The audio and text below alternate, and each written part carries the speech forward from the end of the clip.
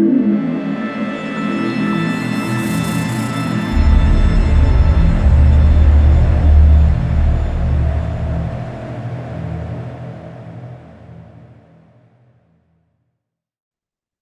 us today for The Informed, our first one back for the year, is our North American correspondent, Michael A. Chabon, who is an executive film producer of the multi-award-winning The Sanctuary.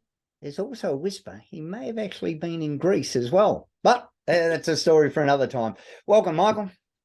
Hey, Michael, look at you with the facial hair. I mean, you must have had a great New Year's and Christmas. Nice to see you. I'm glad you got rid of that shirt, though, the last time. It was a bit much. I got to wear a tie. You know, Yeah. I got to be that responsible guy. But you've got that suave, good-looking, white teeth kind of guy. You're all good. It's great to be here on The Informer for year number 2. I've got to tell you, there's a lot of people who are making a lot of machinations, is your word. And I think what The Informer offers for so many viewers is the ability to get a different take and to get a really good slice of life. So good going for George Haslam, our executive producer, and you, Michael Ray. Thank you so much for all that you do and allowing us to interact on this platform. It's great. I'm really hoping that people are going to grab hold of this and realize what an important service this is.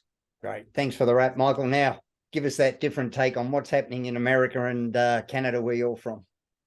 Well, we're going to first start about America.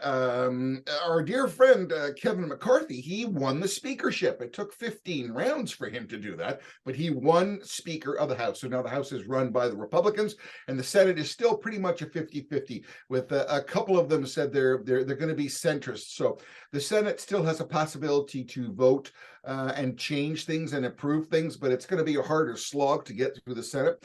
But the basically the House of Representatives in the United States is controlled by the Republicans, and now Nancy Pelosi has gone back to eating ice cream in California, and Kevin McCarthy holds the gavel. Well, before we left in Christmas, there was this whole Mar-a-Lago thing about all these documents that were found, and they sent the FBI in, and oh my goodness. And the other thing that they wanted to also bring up, which is going to happen now with the Republicans holding the gavel, is they're going to investigate this Hunter Biden computer business, because now it has been realized that before the 2020 elections, there was I think it was 40 FBI people and some such who signed a document saying that, oh, it was Russian influence. Well, there's a couple of people who have admitted now that they knew fully well that it wasn't, and that the allegations are going to come back pretty bad. But this Mar-a-Lago thing is taking second fiddle, because guess what they found in Biden's location? 3 locations, Michael. This is the same Biden who in 2020 says how, it was 22, I beg your pardon. Biden goes on television and goes, how can he be so inconsiderate? How can he be so careless with these documents? Like, what kind of a man is he? Yeah, well, in Joe Biden's garage, they found secret documents, beside his Corvette. They also found documents where he is in the university. But the one that kind of works the worst was with his Wilmington, Delaware residence. They revealed that they found these unsecured documents, and supposedly, how amazing coincidence, Hunter Biden supposedly listed as paying $50,000 a month rent there? Really? And these documents weren't under padlock or lock and key. They were in a box. Really? And other people have pointed out that they found out about these documents before the midterm elections. Why, deja vu coincidence, Michael. Can you imagine that? Imagine that, the Hunter Biden story computer comes out just before the election, and nobody believes it. It's suppressed, and all of a sudden they find these documents that, how could you do that, are found in his garage. Oh, but that's not all. They're also found at the Penn Biden Center, which is a Pennsylvania university that just by chance received $54 million worth of sponsorship and donations from the Chinese. Really? Oh, and Biden gets $900,000 a year to work there. That's a weird circumstance, don't you think? The coincidence is amazing. And they also found out that the people who went and found the documents at the Penn Biden Center, this wasn't some schleppy like you and me going and moving documents as a part-time snag, right? No, these are lawyers. These are DC lawyers These are $1,000 an hour lawyers going and moving documents to help Joe leave his office. Yeah, well, many people are speculating that basically they want to review the documents to make sure that there wasn't any dirt in there that's going to throw anybody under the bus. So basically, right now, the Indians are circling the chuck wagon, and it's going to be really, really messy. And they just recently found a couple more documents on Biden's desk in his office. So this whole tra-la-la about documents, etc. Biden was a vice president. He was not allowed to declassify the documents. Donald Trump was. And if, now here's the other thing. If Barack Obama decides to declassify the documents mysteriously, what is that going to say about all this business that, 35 FBI agents go in and bust Mar-a-Lago, where everybody's casually walking, oh, Joe, you got some documents here. This is such a mess. And now the Republicans, they're going to be like a junkyard dog with a piece of meat. They are not letting go of this because of all this January 6th hearing business that went on, trying to embarrass everybody that nobody watched.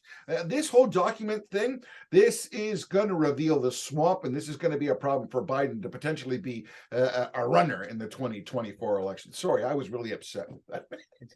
Has Merrick Garland been portrayed in this, the fact that he's appointed a special counsel to Biden as well as Trump? Is he being seen as trustworthy and nonpartisan, or is he still being seen as, more likely to be supporting Biden? Well, first of all, the special counsel that he appointed to investigate Biden was a Trump appointee a long time ago. Secondarily, he has no other option. What the heck can you do? Especially after sending 34 or 35 FBI units with the trucks and the guns and all the machine guns to take documents that a former president of the United States had control of in a locked and secure location. Slightly interesting how it's compared to a garage and a university where they sat there for 6 years and he was a vice president and had no authority to maintain those documents whatsoever. So if he wouldn't do that, he would be lambasted. There's a lot of hair on the FBI tennis ball, particularly with suppressing these things. Imagine 3 months before the midterms if you would have found out that he was doing the same document thing that they were hauling Trump on the carpet for. I mean, you talk about a hypocritical. You talk about the DC swamp. You talk about the FBI and some these people in bed. There were so many questions. So Garland, sorry, had to do that. But I mean, this is going to be another one of these. Do you really care? The political mess is already spilled. You can try to clean up oil, but it's going to take a lot of scrubbing and a lot of detergent. But the other thing that amazes me, what does it say about the processes in place for these documents that there's not an audit where they say, right, we now have 3,000 classified documents. Gee, we do an audit. Gee, there's only 2,400 of them. We don't know where the other ones are. Surely it's as simple as this is the amount of classified documents we had. And at the end of each week, we either need to have that amount of documents or know where they are. Surely it can't be that hard. Well, I mean, when you talk about documents, let's say there was a letter that Trump wrote to let's say someone in North Korea or South Korea. Many former politicians like to keep documents like that to add to their memoirs, to be able to quote them. The problem is that there are certain elements within those letters that could reveal a confidential informant, spies, could reveal certain people's involvement, which some other country could connect together and make an assumption. The scrutiny on that, I mean, a top secret document is in a file that says a top secret, it's rimmed in a particular color, it says top secret, and it has clips on the side. You're not, if you have no authority, you can't even leave the White House or anywhere with that document because it's top secret, obviously.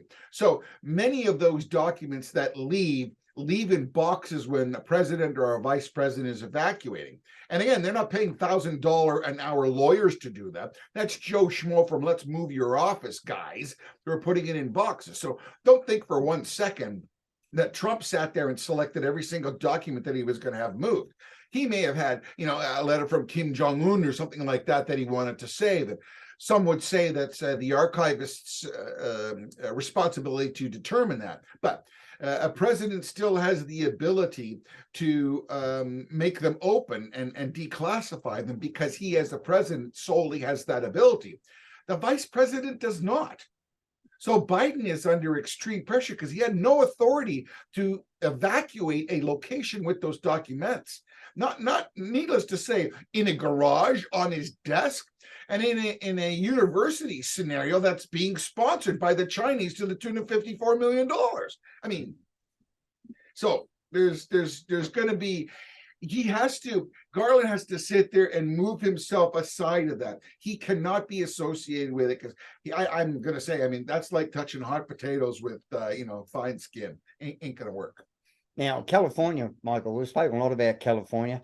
They're not traveling really well, are they? I love California. Been there several times. Beautiful weather, beautiful people, mountains. You can go skiing the same day you can go surfing. But there's a problem there. First of all, the crime rate in the United States, if you think last year, 331 police officers were shot in the line of duty, 136 of them in ambush attempts.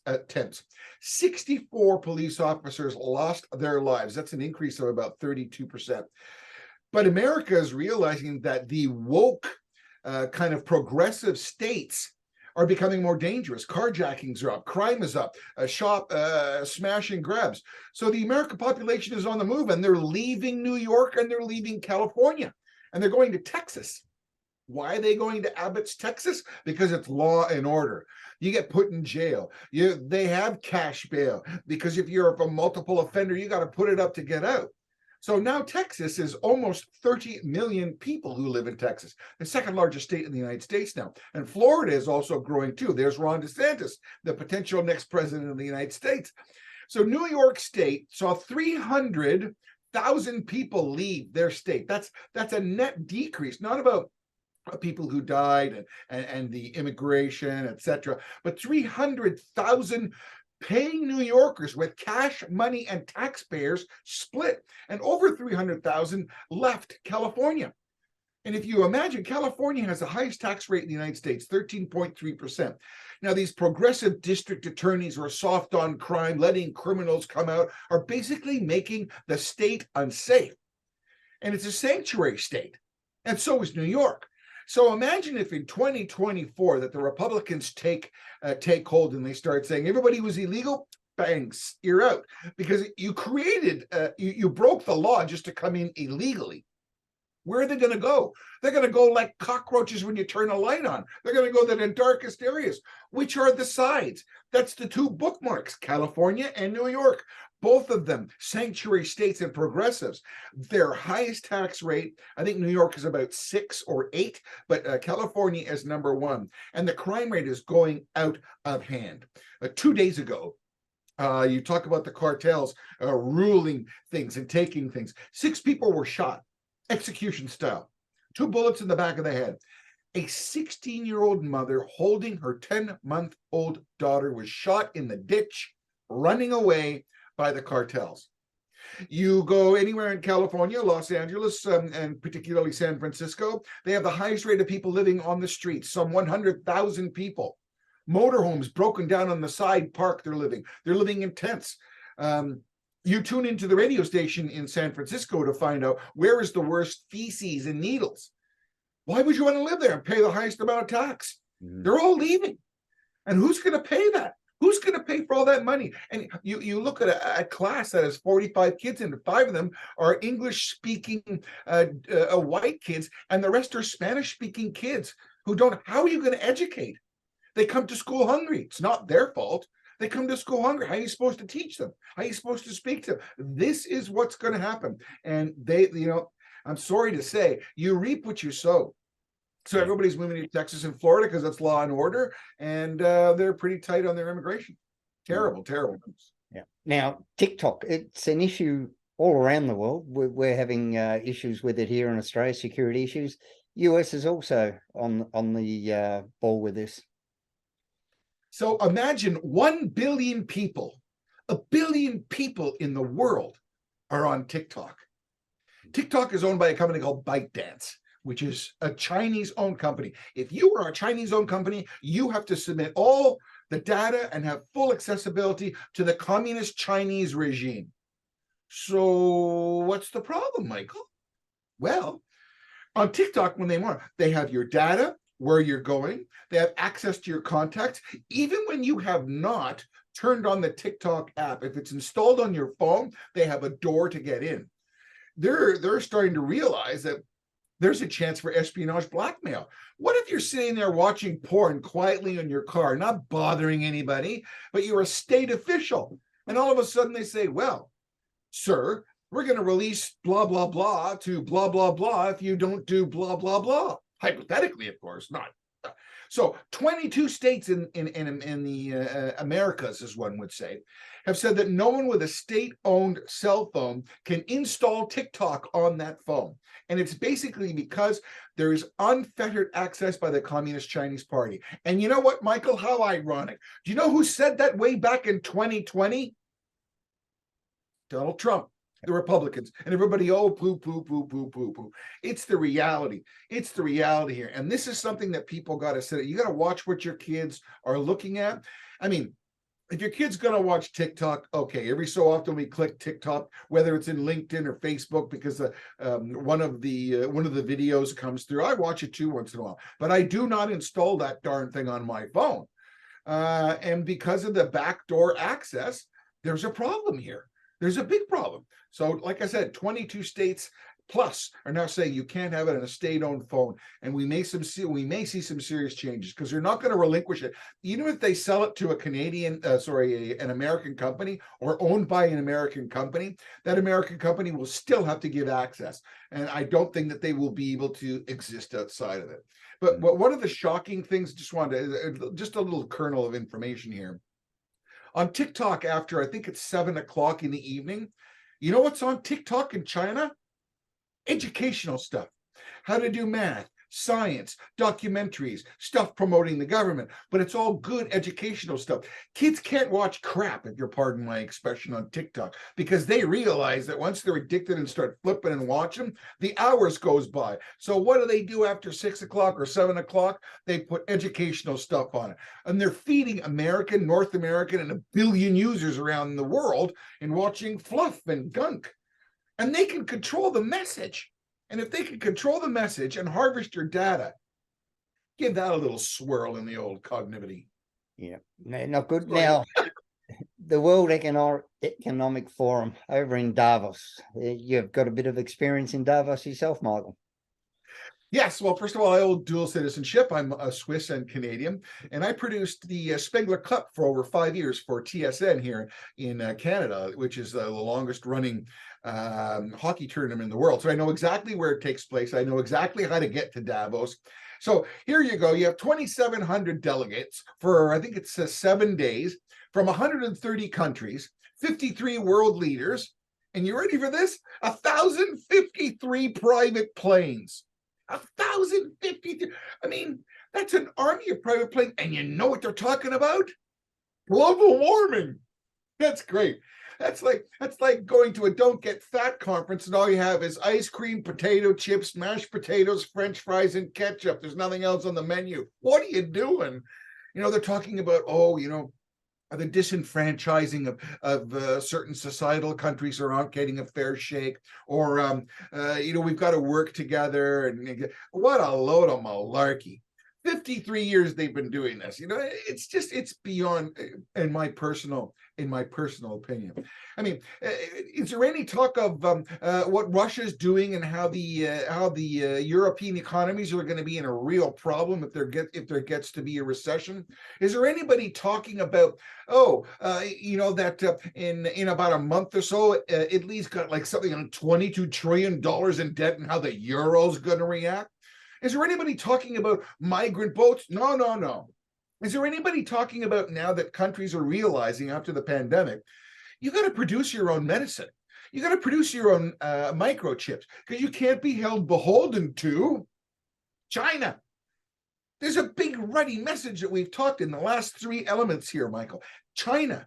So all these countries are being a little more insular. We've got to produce our own. We've got to be able to control our own destiny. You can't just say that it's just cheaper to ship it out and have it produced in China because it's so cheap, because you're compromising your sovereignty and your world security. So this whole thing of all these guys talk, listen, I do not doubt that climate change is happening. Many would say that it's a cyclical formula that happens to the earth in generality. We are also contributing to it. But who's the worst offender? China, sorry. Then you have India. Oh, those guys aren't playing fair to try and reduce what's going on. Yeah, I mean, we're trying to get electric cars in the United States, and Biden has a Green New Deal, which basically screwed his economy. Are we going to bring that up? I mean, I just find it embarrassing. I find it embarrassing and again hypocritical that 53 world leaders, 2,700 delegates from 130 companies fly in on 1,045 personal jets. Yeah. I mean, and they said it was an interesting fact. The shortest distance that someone took a jet to get to Davos was 13 minutes. I mean, this is where we are. I mean, I hate to sound like a bitch, if you'll pardon the expression, but I'm looking at all this stuff and I'm kind of saying, guys, eggs for us. Okay, it used to be like $4.50 for a dozen eggs. Now it's almost $6. You look at milk, you look at bread. You look at, I saw a thing from the 1970s. It was a restaurant menu for McDonald's. It was like 15 cents for a hamburger. Now you can't get out of McDonald's for under $15 in Canada. That's what can you buy with $15?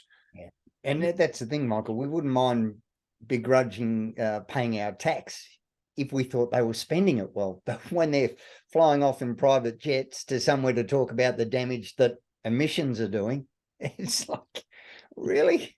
We manage with Zoom. Surely they could. And they're all elites. Come on. The problem now is that they are the 1%.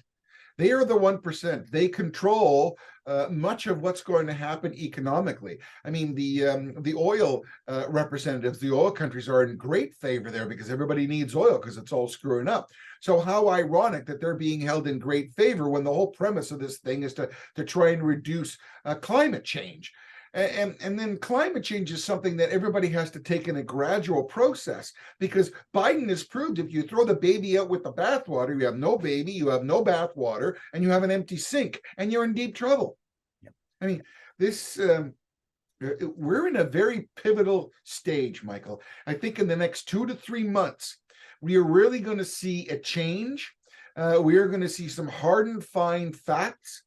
I think Russia's going to have to come to the table and say either they're going to negotiate for some reason or they're going to push the red button because they can't afford to keep it going. The world is now supplying Ukraine with tanks and more missiles and more ground protection and more bullets. So they're going to keep fighting. They're not ever going to give up. The oil crisis is going to come back again because it's so much. There's a potential of a recession because everybody overspent and hasn't made the bicycle back from what happened in COVID. Everybody's in debt. Everybody's overextended. If the euro goes bonkers, that means the United States dollar is going to be more king than it ever has been because it's backed up currencies around the world. So, I mean, I don't know. I mean, it would be great to be what Johnny Carson used to call Karnak the magician, where he used to put the envelope to the top of his head and he would answer the question that the envelope would ask. What's gonna be going on, Michael, in the next 3 months? Yeah, that's a great question, Michael, and we'll reconvene next week to try and figure it out between us. Michael, thanks so much. And thanks to everybody at The Informer. If you want to see more stuff from me, you can go to thecharbonreport.com or michaelacharbon.com. Thanks to you and thanks to George Azam for having me on The Informer. Thanks, Michael. See you next week. Cheers.